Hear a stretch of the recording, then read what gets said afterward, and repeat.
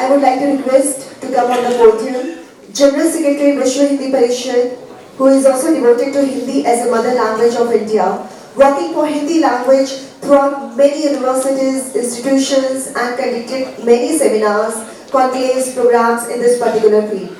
He represented India at the Rajya Bhasha programs conducted by Government of India in abroad like Mauritius with Minister Sushma Swaraj, and also recently he went to Fiji as a speaker in the program Vishwa Hindi Sammelan organized by Government of India Home Ministry. He also visited Vietnam recently for the same. We are obliged and welcome him as on the podium to say few words for everyone. Thank you so much. Let us welcome Dr. Bipin Kumar.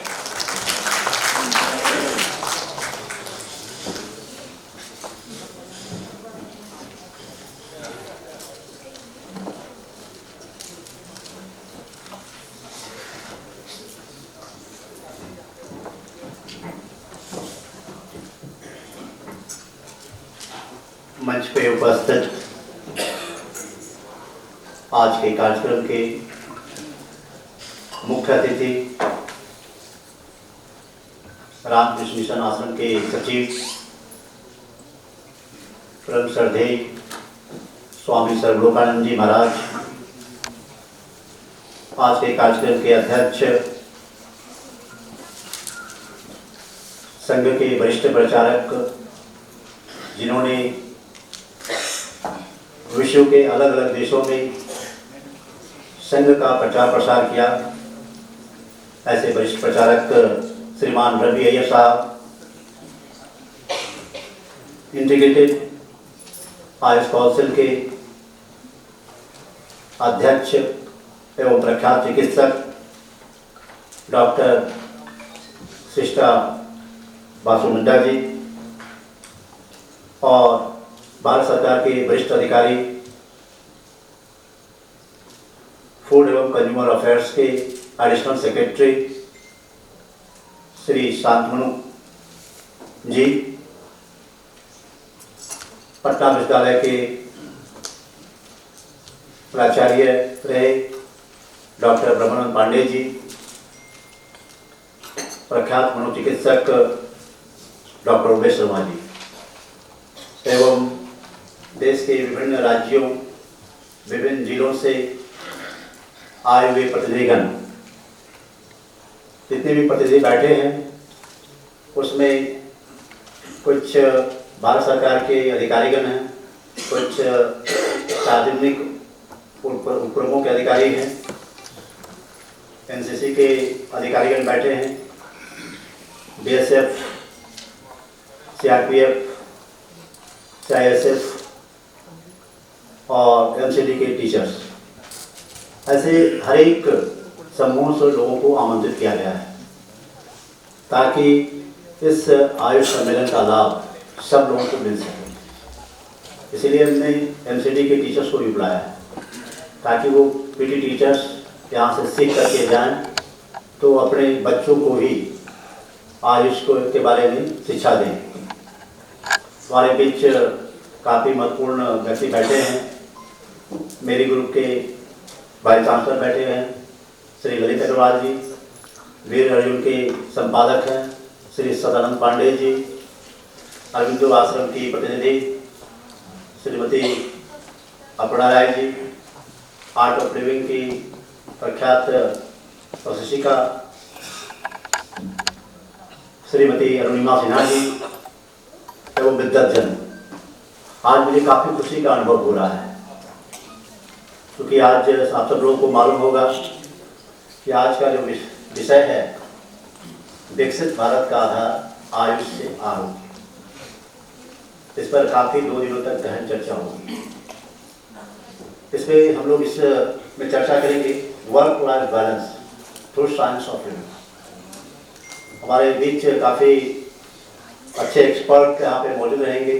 Doctor विजय नागुरी जो जोधपुर से आए हैं और medical astrology पे उनका काफ़ी बढ़िया speech होगा।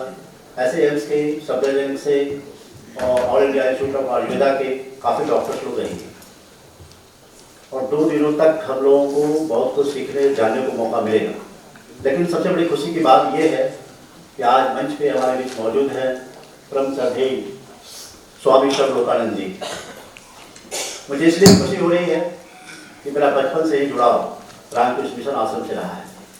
स्वामी जी की काफ़ी पुस्तकों को मैंने पढ़ा है और उनसे हमारा मानस काफ़ी प्रेरित हुआ है। स्वामी जी का एक वाक्य मैं आप लोगों को बताना चाहूँगा।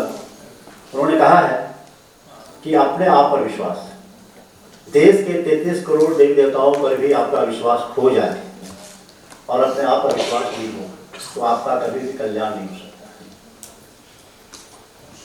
आज का सम्मेलन का उद्देश्य कुछ और है।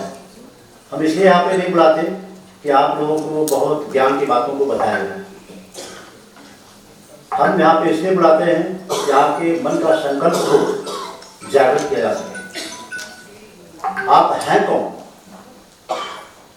आपकी अपनी संस्कृति, अपनी भाषा, अपने जो पद्धति है उस पर कैसे विश्वास है। कालांतर में जब हमारा देश एक समय सोने की चिड़िया कही जाती थी, काफी विकसित था और धीरे धीरे हम अपनी संस्कृति से कटते गए, अपने आप को जानना भूल गए। क्या आप लोग बता सकते हैं आपके जीवन में खुशी और दुख किस बात में निर्भर करता है? प्रेम रावत जी ने इसके बारे में बहुत अच्छा कहा है कि आप अपने आप को जितना ज़्यादा से ज़्यादा अपने आप को जानते हैं उतना ही ज़्यादा आपके जीवन में खुशी का संचार होता है। तो इंसान के सुख दुख का सबसे बड़ा कारण है अपने आप को नहीं जानना, अपने आप को नहीं पहचानना। और इस सम्मेलन का एक उद्देश्य होता है, अपने आप को जानिए, अपनी संस्कृति को जानिए, अपनी चिकित्सा पद्धति को जानिए, अपनी भाषा पे गर्व कीजिए, तो जाकर के आपका कल्याण होगा, आपका विकास। मैं इस मंच से माननीय प्रधानमंत्री श्री नरेंद्र मोदी जी को धन्यवाद देना चाहूँगा, जिन्होंने पदभार ग्रहण करते ही सबसे पहले आयुष को अलग मंत्रालय बनाया। आज उनके नेतृत्व में आप देख रहे हैं कि जिस तरीके से अपनी भाषा में बात करते हैं, विदेशी सरजमी पे भी जहाँ जाते हैं तो अपनी भाषा में बात करते हैं। तो आज 150 देशवासियों का 150 करोड़ देशवासियों का मनोबल ऊंचा होता है। आज उनके प्रयास से विश्व योग दिवस 21 जून को मनाया जाता है। यह हम सब लोगों के लिए बहुत ही गर्व का विषय है, बहुत ही फख्र का विषय है कि आज पूरी दुनिया हमारे ज्ञान, हमारी संस्कृति को अपना रही है। भारत विश्व गुरु बनने की राह पे है। तो निश्चित रूप से आज का ये दिन जो है बहुत महत्वपूर्ण है और यह कार्यक्रम होली के पूर्व किया जा रहा है। इसीलिए इस कार्यक्रम का नाम दिया गया है आयुषोत्सव। आयुष को एक उत्सव के रूप में लेना है, एक संकल्प लेके जाना है।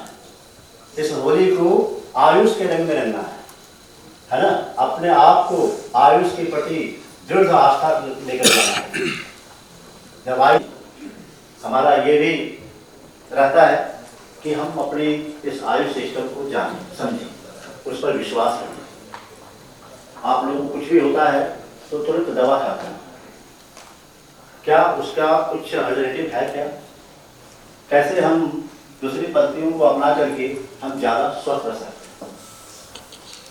जैसे यहाँ पे श्रीमती अरुणिमा सिन्हा जी बैठे हैं और आर्टोप्लेनिंग का प्रचार प्रसार करती हैं, तो किस तरीके से इम्यून सिस्टम बढ़े, कैसे हमारा लक्ष्य जो है ज़्यादा हेल्दी हो।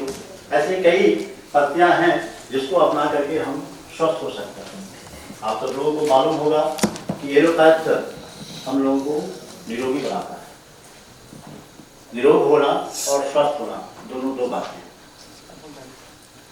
स्वस्थ होने के लिए हम आयुष को अपनाएंगे तभी हमारा जीवन जो है स्वस्थ होगा। जितनी बीमारियां हैं 99% बीमारियां ये साइकोसोमेटिक है, जिसका एकमात्र उपचार आयुष में है। साइकिल हुआ था अनुशासन अनुशासन अनुशासन। अपने जीवन को अनुशासित कराने की जरूरत है। हर क्षण हर पल अपने मन को प्रशिक्षित करने की जरूरत है। ऐसे कई आपको उदाहरण आपने दिया था जो काफ़ी प्रेरणास्पद था और हम लोग उससे काफ़ी लाभान्वित हुए थे और आज भी मुझे काफ़ी कुछ याद है। तो आज आपके वाणी से फिर हम लोग लाभान्वित होंगे। आज हमारे बीच जो श्रीमान रवि अय्यर जी हैं, उनका सानिध्य आयुष्मान को, विश्व हिंदी परिषद को मिलता रहता है। ये देश विदेश में बड़े फोरम पर जाते हैं और अपने ज्ञान का लाभ पूरी दुनिया को कराते हैं। आज बहुत सौभाग्य है कि मेरे आमंत्रण पे, विशेष आमंत्रण पे को स्वीकार कर आप हमारे बीच मौजूद हैं। भारत सरकार के जो वरिष्ठ अधिकारी हैं, श्रीमान शांतनु जी, अधिकारी के तौर पे एक अलग पहचान तो है ही, साथ ही साथ आयुष अपनी भारतीय संस्कृति, भाषा को लेकर भी इनका काफ़ी बड़ा योगदान है। अभी जब पिछले दिनों आपसे बात हो रही थी तो मैं नहीं जानता था कि इतने वरिष्ठ अधिकारी, आयुष अधिकारी, आपका हिंदी के प्रति इतना लगाव है, कविताओं के प्रति इतना लगाव है और हजारों कविताओं को आपने रचना किया है। मैं तो सोचा था कि 2-4 कविताएं 1000, मैं तो सोचा था कि 2-4 कविताएं आपने लिखा और सभी कविताएं एक से बढ़कर एक है। और पिछले बार जब कोरोना का समय था और कोरोना काल में हम लोग आयोजन करना चाह रहे थे हिंदी दिवस कार्यक्रम का, और उस समय बार बार अखबार में ये खबर आ रही थी कि कोरोना अभी भी फैलने का डर है और मेरा मन नहीं मान रहा था। तो मैंने आपसे अनुरोध किया कि मैं चाहता हूँ कि ये कार्यक्रम हो। तब इन्होंने सहर्ष स्वीकार किया। तब आप पंडित के डीजी भी थे और इन्होंने ये कार्यक्रम वहाँ कराया और वो कार्यक्रम काफ़ी सफल रहा, उसकी काफ़ी चर्चा हुई, वहाँ के बच्चे भी काफ़ी लाभान्वित हुए। मंच पे मौजूद हैं डॉक्टर सिस्टर नड्डा जी, एक प्रख्यात चिकित्सक होने के साथ साथ ही आयुष का प्रचार प्रसार कैसे हो, लोग पूर्ण स्वस्थ कैसे हो, इसकी चिंता करते हैं। आपको मेरे अनुरोध पे इंटीग्रेटेड आयुष काउंसिल के चेयरमैन का दायित्व तो आपने स्वीकार किया है और आयुष को बढ़ावा देने के लिए आपका काफ़ी प्रयास रहता है। और आज हमारे बीच में एक ऐसे व्यक्तित्व मौजूद हैं, प्रोफेसर डॉक्टर परमानंद पांडे जी, जिनका मेरा विद्यार्थी जीवन से ही लगाव रहा है।